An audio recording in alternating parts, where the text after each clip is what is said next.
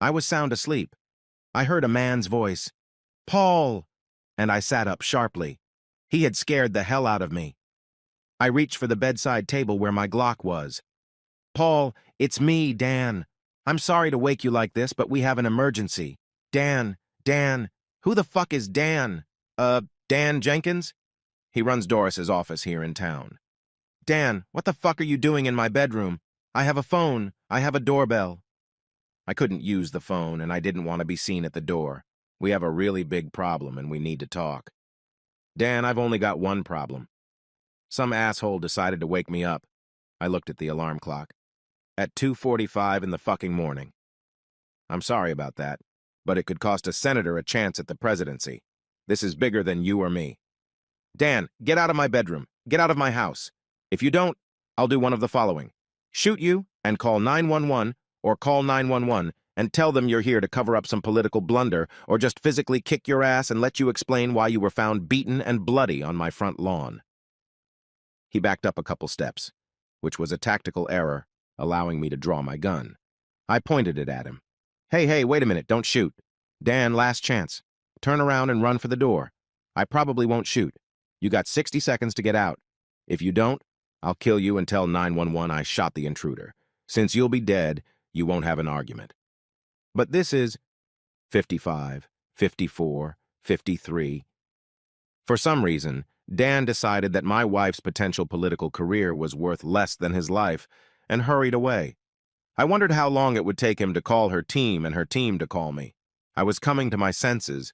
You know the difference between being awake but drooling and being able to string two thoughts together. Hell of an inconvenient time to start the day, but I got up, went to the bathroom, then into the shower. Just a quick rinse. As I was wiping myself down, my phone rang. "Yes," I said without emotion. "Paul, it's John Schmidt. Senator." "John, I'm going to interrupt because I don't want to talk to you, or your aide, or the Deputy Secretary of the Interior, or the President, or anyone else. If the senator you're talking about has a problem, she should call me directly. I'm afraid that's not possible." "Oh my God, let me ask you, is she hurt in any way?" "Well, not physically, but you see. John, it was very nice talking to you. If my wife wants to ask me anything, have her call me. If you want to talk to me, call my office and make an appointment. I think I'll have some time in 6 or 7 weeks. I'm out." In less time than it would have taken me to compose the text, my phone beeped, and I looked at the message from John. "Please do not allow the press to communicate with you before you speak to the senator." It took me a little longer to reply. "John, you're dreaming. If my wife wants to talk to me before the press gets to me, then time is running out. I'm not going to hide like some thief. In the meantime, tick-tock, tick-tock, tick-tock." Being the husband of a successful politician is an interesting role in life. I have to say that my wife is an outstanding politician. She can get in front of any audience and sway them to her side. Our state is truly purple when it goes one way in some elections and the other way in others. Doris Russell, my wife, was liked by most voters not only in our state, but nationally. There has been serious talk that she could be a presidential candidate in this or the next election. I own a successful investment company. Right now, we're raising money from a variety of sources to fund startups with great success. These are high-risk investments, but I'm good at predicting success, at least often enough that buying our portfolio has yielded extraordinary returns. The downside, if any, is that I'm tied to our offices and travel frequently to evaluate companies seeking our financial support. I will say this: it is very difficult to maintain anything resembling a normal marriage when both parties are extremely successful. Being able to have children was the first sacrifice. In my opinion, they need parents who are involved in their young lives. I knew I was not up to the task, and Doris told me that if we were going to have children, we would both have to step up.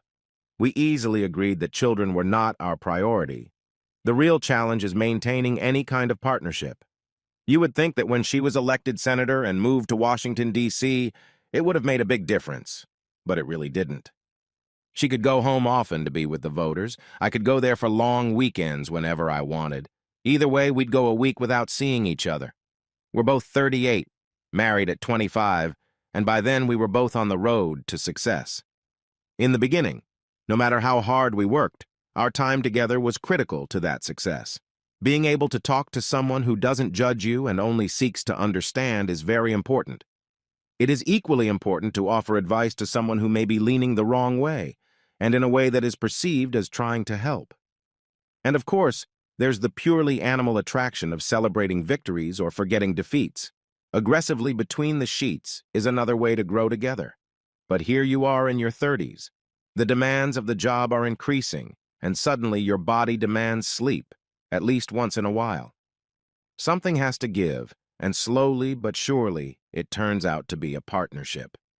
Doris and I swore to each other that we wouldn't let that happen, as if we could stop the rain. What really pissed me off was the nature of politics. If about 60% of people think something is bad, a good politician has to learn to either agree or instead mumble something unintelligible. Over time, she tried to convince herself that this was better than that, even though I knew she thought just the opposite, and my advice made it harder for her. Even though she agreed with me, she had to object because it was the right political move. We fundamentally disagreed. I believed that her best political future was to be herself. She was led to believe that her chances would be better if she took the right side on less important issues. Her manager, or whatever he called himself, began to gain more and more of her attention. The first major fight was about 2 months ago. She accused me of trying to sabotage her because I disagreed with one of John's bullshit opinions. I told her that if she thought John was more on her side than me, then we were in trouble. Have you ever said something and regretted it? She took my word for it and believed me. I wanted her to realize that we were partners, and John was leading her astray, and she heard that we were in trouble. So this morning, when some lackey on her staff came at me, I knew it was a tentacle from the conversation that we were in trouble. I wasn't going to hear it from them. I was going to hear it from her. My phone rang, Doris's ringtone. "Good morning," I said, not meaning it. "Why are you being so difficult?" "Doris, I instinctively want to hang up. What makes you think I'm difficult?" John told me. "Yeah, now you're going to tell me why John thinks I'm difficult. Screw John." "All right." Laughs. "You're right. I have a problem. And John convinced me it would be better if he explained it." "I see. Speaking to me now, would you say John was right?" "No, probably not." "Okay, now tell me what the big problem is." "It wasn't like that between us. You know that." She paused. Did she want confirmation? Not from me. "We used to rely on each other. Now, more often than not, John gives me the best advice. I rely on him more and more." Another pause. I decide this is her hole. Let her keep digging. There's no easy way to say this. John and I have fallen in love. Still nothing amazing, though falling in love was disappointing. Silence seemed like the best option. We got caught tonight, in Bethesda. We decided it was far enough away and were having dinner in a public place, and some reporter caught us kissing. He somehow took pictures of us undressing each other as we entered my hotel room. He let us know what he had. The story will unfold in the morning. We have to get ahead of it. Another pause. "You don't care? Don't you have anything to say?" "You're speaking in declarative sentences. I understood what you said. You didn't ask me anything. Are we really that far apart? You loved me once. I still do. I'm not the one who says I've fallen in love with someone else. All I can say is that I'm sorry. I'm even more sorry that I have to ask for your help to get through this crisis." "My help? Are you kidding me?" "No, I take that back. It's the new you legend over fact. What's the legend, by the way?" "John thinks we can turn this around in my favor. There's this double standard. Men can have affairs, women can't. You and I can stand up in front of the press and say, 'It happens. I'm sorry.' And you forgive. We can sugarcoat it a little bit, make it part of our relationship, which we say remains strong." "And is that so?" I asked sarcastically. "Is what so? Our relationship stays strong?" "Well, that's the thing. We stay married, but not, if you know what I mean." "No, don't try to explain it. You want John? Fine. You both have my blessing. You want to get married? Fine. I'll try to forgive you. But I'll make sure you and John are in the past. Your choice." I heard muffled conversation. "Do you wonder what goes on in people's heads? My wife and I are trying to figure out if we want to stay married, and she needs to discuss it with her lover. Divorce will ruin me. I'm giving up on John." "Fire him." "Tonight," I said in my best, non-alternative voice. More muffled conversation. "No." Then I'll apply in the morning. Another muffled conversation. Good. Is that it? No, that's a condition to get us started. We're going to work with a psychologist and see if we can save our marriage. You're the one who lives in a political fantasy world. If we want to be married, we'll mean it. If you can't do that, then live with the consequences. Her tone has changed. I've always loved you. You're right. Living a lie will never work. I'm so sorry. Can you ever forgive me? Doris, I'll be honest with you. As always, I have doubts. It's intoxicating, you know, hearing your name in the office of President of the United States together. Muffled conversation again. Sorry, I asked John to leave. His strategies pushed my name so far. I lost my head. I'm sorry. How long has it been? Since we fought. I decided that being president was more important than being married. Obviously, you can't have one without the other. This is a ringing endorsement. It's the best thing I can do right now. Give me a chance. I convinced myself that it was over between us. But that was wrong, and I knew it. John convinced me that I couldn't have the presidency and you, and he convinced me that I should actually let you go. Like I said, his strategies, it totally sucks, as I told you from the beginning. We had a little talk. We agreed that she would fire John publicly in the morning. Well, morning for everyone else, it was still just under 4 in the morning. She would say they had made a mistake and her marriage was too important to her. She also said that she and I would address the press within the next week. All the morning newscasts ended with Doris and John groping each other at the door of her hotel room. It was great political news. Within the next hour, it was announced that Senator Russell would make a public announcement at 9 a.m. Doris came out, professionally dressed, and said she would read a prepared statement and then take questions. I made a big mistake last night that I now regret. My campaign manager and I became too close, and we let it slip from our control. My political career is important. My marriage is more important. This morning, I fired my campaign manager. I also spoke with my husband, apologized deeply to him, and we agreed to do everything we can to restore our wonderful marriage. He and I will be appearing before you in the coming days. I'll take your questions. How long did the affair last? It wasn't an affair. It was a one-time mistake. Why fire John Schmidt? Even though the mistake was mine, John and I crossed a line. These things happen. I'm not proud of it, but I'm not alone. When you make a mistake, you have to prove you won't make a similar one. That meant John and I had to break up. So, you don't trust yourself? Yes, I trust myself. At this point, my husband has legitimate reasons to doubt me. One way to prove to him that it was a mistake is to fire John, Mr. Schmidt. He's an extraordinary talent. He'll rise to the occasion. The questions kept coming. She was good at dealing with them. They became less and less harsh. It was clear she was gaining an audience. It was Wednesday morning. I had work to do.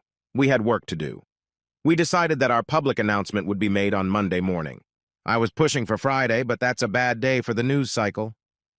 You looked good in the morning interview. With a good follow-up interview, I think you'll be fine. I hope so. I've been working so hard, she replied. Find us a counselor in Washington, D.C. I'll be there as often as needed. Okay, I'll also work on our application. The application seemed more important to her than the counselor. Perhaps that was natural, since she was claiming what was probably the top prize in the world. Could I make my own? My question was more of a test than a sincere wish. I'd prefer it polished, if you don't mind. Will you do it yourself? With help. You know I'm surrounded by wordsmiths. When will you be in town? I've got a busy week. I don't think I can get in till Monday morning. Why don't you schedule a press conference for noon? It'll give me time to prepare. My independent study went as well as I expected. Monday came quickly. I flew to Washington, D.C. on our company plane and arrived at 7 a.m. Doris's staff was already there to meet me. We quickly made our way to her apartment. At the door, we kissed. Oh, I love you so much, she said. I love you even more, I returned. Here's your script. Let me know what you think. I read it through. I had to admit it sounded real, sincere enough, emotional enough, and with a real hope that we could live our lives as the loving couple we'd always been. My lines were to follow hers. Good afternoon. Today I brought my husband, with whom we have been together for 13 years, to report on our progress since last week. I am happy to say that we have a strong marriage that can overcome my indiscretions. We will be seeing a counselor twice a week for a while until we find everything we need to do to repair our relationship. She talked about it at length some more. She explained her mistake and how remorseful she was. It was very impactful. After almost 10 minutes, she asked me to say a few words.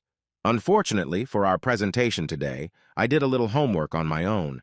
I regularly use private investigators to make sure startups are what they claim to be. I arranged for discreet surveillance of a senator and her lover. She could fire him, but he remained her lover. He snuck into her apartment after midnight on Friday morning. He never left, and I wondered where he was hiding while we worked on the presentation. I've always disliked political theater. When I said that, her eyes got big. This was not part of my script. My wife and I made several agreements to save our marriage. Unfortunately, she hasn't honored any of them, and today I'm here to announce that I've filed for divorce, and she's going to get it after this. What do you call it? Introductions. I'd be happy to answer any questions. There was a stunned silence. I have to hand it to her. She's unfazed. I can't believe this. It's a political dirty trick. My husband was never going to take me back and set me up for this outrage. I smiled and walked away. Several reporters asked me questions, which I answered honestly. Who knows how much honesty will stand up to political truth? You can decide for yourself how this may end. I believe that truth always wins and that Doris and John will reconsider running for dog catcher and hope to build a new career on this unlikely victory.